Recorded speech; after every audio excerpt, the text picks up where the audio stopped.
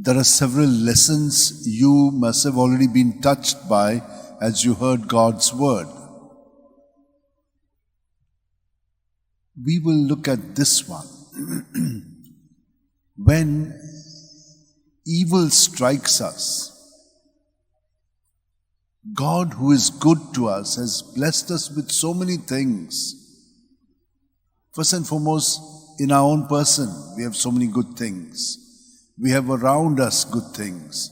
These are all blessings of God.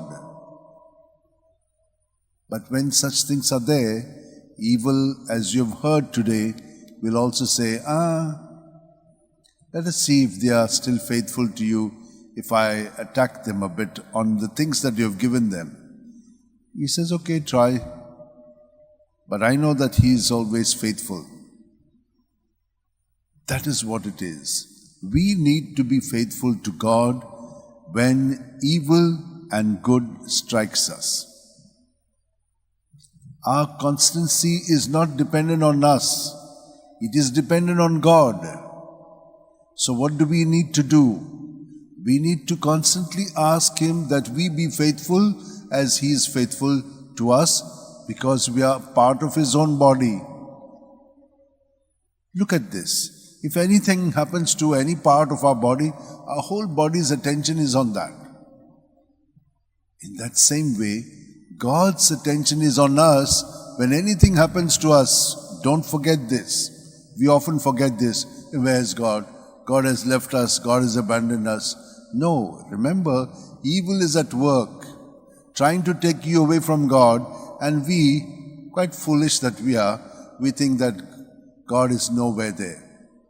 No, God is very much there when evil befalls us. And so, we need to remain humble and surrendered so that God's grace will begin to lift us up out of this ashes. And we will begin to shine with new brightness that comes from maturity in being in the Lord. All these things mature us. They say that when we plant rice paddy field, they plant it in one place and they uproot it and plant it in another place. Then it takes even more stronger root. So something like this happens to us. We are uprooted from our goodness, everything that is happening, and then we get into another place, and that is where God's strength is very much strong in us. All we need to do is allow Him to do it, rather than trying to make things be done for God. No, let God do it. So that is what I would like to stress on for today, and we shall keep this in mind. Another thing is, there will be others who are not Christians, but maybe Hindus even, or Muslims, who in the name of Jesus are doing good things. What should we do? Should we stop them? But Jesus is saying, if they are doing good, then God is the one who is doing good in them, and so be present to that. So don't stop them from doing good. So anyone who does good, let us acknowledge that God is also given His Spirit to them, and they are also at work because God is there. They may not know everything, but in God's name, in Jesus' name, they do good. So be kind and compassionate towards them. So keeping these two thoughts in mind from the Old Testament and the New Testament, the Word of God, let us keep in mind what Saint Jerome said to us. Ignorance of Scripture is ignorance of Christ. So, sometime back, we were told by the Word of God that you must be rooted in some Word of God. I said to you last time, which is the word that appeals to you?